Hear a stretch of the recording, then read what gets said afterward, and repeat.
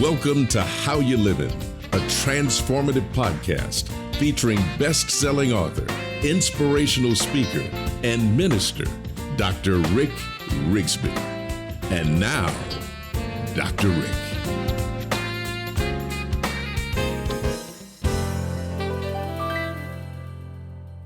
Hello, friends. Welcome to this week's podcast. I'm so glad that you could tune in.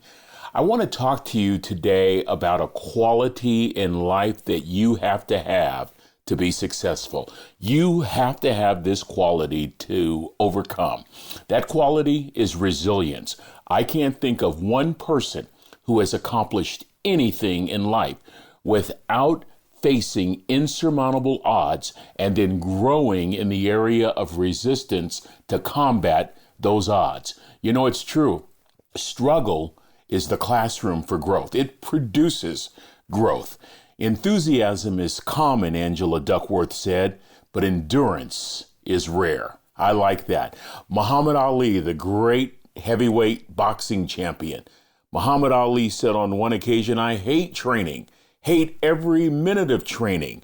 But then I said, don't quit, because if I can suffer now, I'll be a champion for the rest of my life." Ha ha!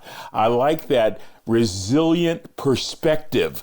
You know what? We admire people who are resilient. We love comeback stories. I want to share during this episode a few of my favorite stories, and I want to do this in the hope that you will be inspired to grow your resilience, because I know that many of us are facing challenges, facing insurmountable odds, facing difficult situations, dealing with pressures and dealing with problems. It's called life. And so let us use the struggle of the hour to grow our resilience. Just a couple of my favorite stories. Let me start with probably one that's at the very top of the list. It's about a divorced woman. She was divorced, but the marriage resulted in a child, so she's a single parent on government assistance trying to write a novel and get it published. This woman is turned down by 13 publishers, but the 13th publisher had a daughter that somehow read the manuscript and went to her dad and said, "Dad, this is good. You've got to publish this particular novel." And of course, that woman is J.K. Rowling of Harry Potter fame. But just think about all that she went through. She could have quit at any moment. Most people would have given up after the first publisher rejected them. But she went through 13 rejections and kept going. Come on, somebody. How about Mother Teresa? Against insurmountable odds, against the worst living conditions that you can imagine, she dedicates her life to fulfill her calling to serve people, to help people. Even in failing health, resilience was always in her heart, and she worked to help, encourage, serve, and love to the very end of her life. How about a man that opens up a grill in 1946 with his brother? And 2 years later, this man gets married. His wife's name is Jeanette. And so this man, his wife Jeanette, and his brother Ben, they start running this grill that gets to be pretty successful. Then suddenly, the brother Ben is killed in an airplane crash. The husband and wife continue going. They start a second restaurant. That second restaurant burns down. In the process of rebuilding the second restaurant, the man finds out that he has some polyps, some serious health issues. His wife encourages him, "Don't stop, keep going. We can do it." I mean, you talk about a heart filled with resilience. Who is this man? Well, he developed a simple chicken sandwich. His name is Truett Cathy. And as a result of that chicken sandwich, when Truett Cathy died, Chick-fil-A was worth billions. Now, you might say it's worth billions because of a chicken sandwich, but I would say it's worth billions because of the resilience of a man and a woman. Here's one of my favorite stories. One of my favorite stories is about a guy named Chris Gardner. It is a true life story brought to the big screen by Will Smith in the movie The Pursuit of Happiness. Let me just summarize briefly. This movie features Chris Gardner, who also went through a failed marriage, has a child that he won in a custody battle. This man is trying his best in the San Francisco Bay Area to sell outdated, antiquated medical equipment, much to no avail. And so he is so broke, he can't pay his rent, gets evicted. He and his son end up sleeping everywhere and anywhere they can, including a public bathroom in San Francisco. They go in and out of shelters. One day, Chris Gardner discovers that there's an internship available at a prestigious brokerage in San Francisco. I believe Dean Witter. He applies for the internship, gets the internship. At the apex of the internship, there's an opportunity to take a brokerage exam to get your license. And a couple of the best students will possibly get offered jobs as brokers. Chris has nothing to lose. He has no place to go but up. Against insurmountable odds, Chris Gardner passes the brokerage exam and gets his brokerage job. He becomes from a bum to a broker. The favorite scene in that movie, my favorite scene, makes me cry every single time. It is when Chris Gardner goes in to meet the partners on the last day of the internship, tells them, I wore a nice shirt today, this being the last day and all. And the head of the brokerage firm says, well, why don't you wear a nice shirt tomorrow too? Because tomorrow will be the first day of your life as a broker. And I want to tell you that man didn't take 1 second of his struggle for granted. As a matter of fact, Chris Gardner has said all over the world in interviews, it was the struggle. It was the struggle. It was the struggle that motivated, that challenged, that demanded his best to come out. Friend, you can't be resilient unless you're facing some kind of opposition. Resilience doesn't just grow during peaceful times. You've got to want it bad. It has to summon the courage that is inside of you to come out and to act boldly. I got a phone call this week from a friend who was just diagnosed with a life-threatening disease, early prostate cancer. And when we talked, I thought I was going to encourage him. He ended up encouraging me. He said, Rick, I'm going to beat this.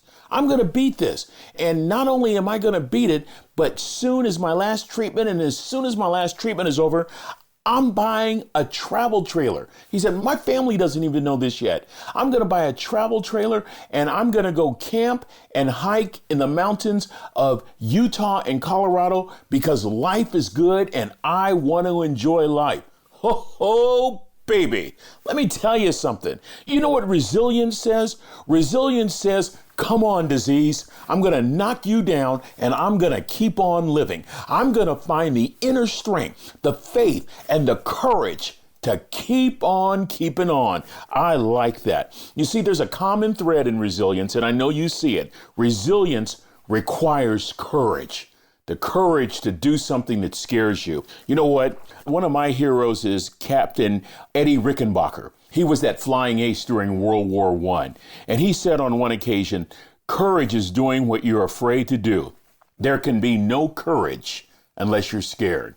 Well, that's a great perspective. You see, courage develops in dire situations.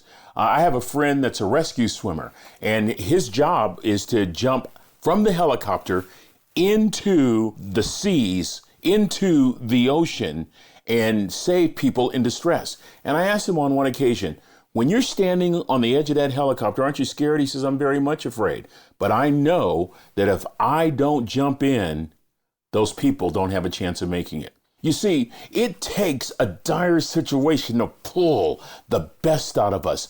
It takes difficult situations and struggle so that we can grow our resilience. There is a book titled Chase the Lion by Mark Batterson. I love the subtitle. The subtitle says, if your dream doesn't scare you, your dream is too small. What are you saying to us, Rick? This is what I'm saying. You know what resilience looks like?